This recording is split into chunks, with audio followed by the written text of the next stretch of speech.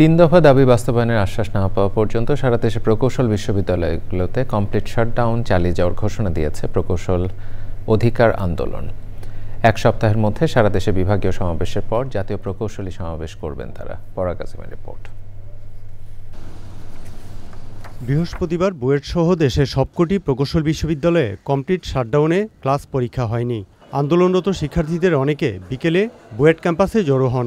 বিকেল 5:30টার পর ইঞ্জিনিয়ার্স ইনস্টিটিউশনে সংবাদ সম্মেলন করেন প্রকৌশল অধিকার আন্দোলনের নেতারা। দশম গ্রেড থেকে পদোন্নতির মাধ্যমে নবম গ্রেডে পদগুলো পূর্ণ করে ফেলা হয়েছে। এর ফলশ্রুতিতে দেশের যে ব্রাইটেস্ট স্টুডেন্ট তারা আসলে সার্কুলার পাচ্ছে না এবং পরীক্ষা দিতে পারছে না। শুধুমাত্র ডিপ্লোমা করার পরে অভিজ্ঞতার ভিত্তিতে একজন কখনো বিএসসি ইঞ্জিনিয়ার হতে পারেন না। এটা সারা পৃথিবীতে কোথাও না, এটা অ্যাকর্ডের বিরোধী। নবম গ্রেড হচ্ছে স্নাতক গ্রেড, বিএসসি গ্রেড। এই বিএসসি গ্রেডে আসলে বিএনপিএফ 7 হয়ে অবশ্যই আসতে হবে। স্নাতক পোস্টের জন্য বিএসসি ইঞ্জিনিয়ার ছাড়া অন্য কোনো সুযোগ কিন্তু সরকারের সার্কুলারেও নেই।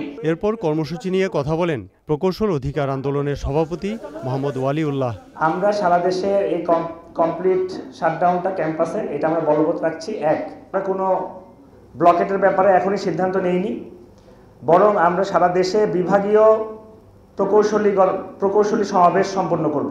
ফাইনালি এই সপ্তাহের পরে নেক্সট সপ্তাহে আমাদের একটি জাতীয় সমাবেশ সম্পন্ন হবে, যেটা আমরা সম্পূর্ণভাবে জনদুর্ভোগ এড়িয়ে চলার জন্য আমরা এই ধরনের কর্মসূচি মনস্থির করেছি।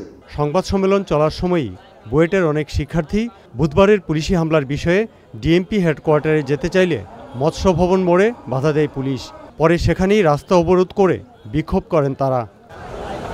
পরাগ আজিম, চ্যানেল আই, ঢাকা।